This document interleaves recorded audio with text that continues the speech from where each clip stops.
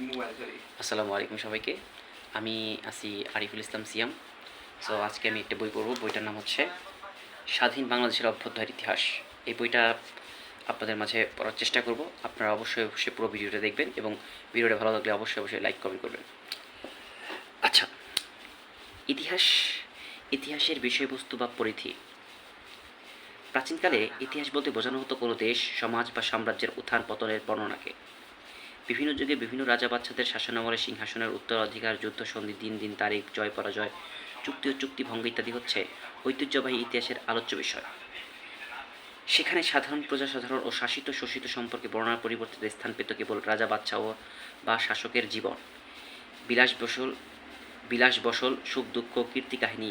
ইতিহাসকে বস্তুনিষ্ঠভাবে চিন্তা ও গবেষণার কাজে যারা অবদান বিশেষভাবে উল্লেখ্য, তিনি হলেন সমাজবিজ্ঞানী অন্যতম জনক আরবীয় দার্শনিক ইবনে খালদুন।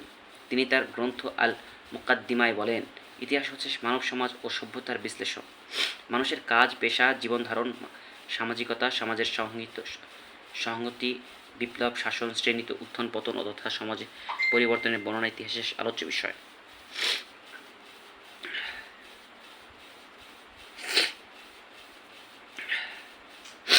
আচ্ছা,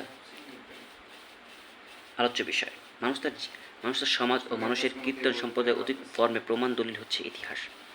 ইতিহাস মানবজাতির এমন বিবর্তনের যাবতীয় কর্মকাণ্ড এক সঠিক সুবিন্যস্তভাবে বর্তমান প্রজন্মের কাছে তুলে ধরে। ইতিহাস রচনার ক্ষেত্রে একজন ঐতিহাসিক যে বিষয়গুলোর উপর জোর দিয়ে থাকেন সেগুলো নিম্নে আলোচনা করা হল। মানুষের উৎপত্তি ও বিবর্তন। ইতিহাস বিষয়বস্তু হিসেবে মানুষের উৎপত্তি ও ক্রমরিবর্তন অন্তর্ভুক্ত। বিভিন্ন এলাকায় প্রাপ্ত প্রত্নতান্ত্রিক নির্দেশন, বিশেষ করে মানব জীবাশ্ম থেকে মানব বিবর্তনের ইতিহাস পাওয়া যায়।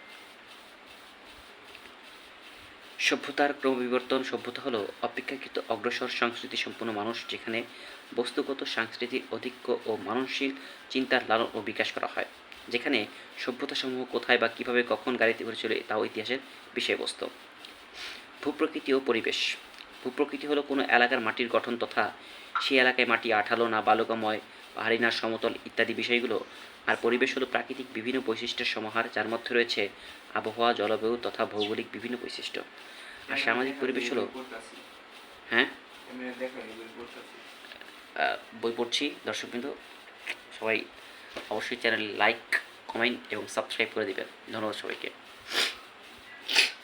যুগ বিভাজন। ইতিহাস যেহেতু অতীতের ঘটনা সমাহার, তাই বিভিন্ন প্রত্নতাত্ত্বিক নির্দেশগুলো বিজ্ঞানসম্মত ব্যাখ্যা সাপেক্ষে মানব ইতিহাসকে বিভিন্ন আবিষ্কারের প্রেক্ষিতে প্রান্তর যুগ, গ্রাম্য যুগ, বঞ্জ যুগ, লৌহ যুগ সহ বিভিন্ন যুগে ভাগ করে আলোচনা করা হয়। প্রত্নতাত্ত্বিক নির্দেশন। প্রত্নতাত্ত্বিক হলো অতীতের ধ্বংসাবশেষ বিশ্লেষণ সাপেক্ষে যে সামাজিক সংস্কৃতি ও জীবনধারা সম্পর্কে জানার শাস্ত্র। প্রত্নতাত্ত্বিক নির্দেশনের মাধ্যমে রয়েছে অতীতের ধ্বংসাবশেষ, এর মধ্যে প্রাপ্ত বিভিন্ন বস্তুগত অব্যবহার্য জিনিসপত্র। তো আজকের ভিডিওটা এই পর্যন্তই।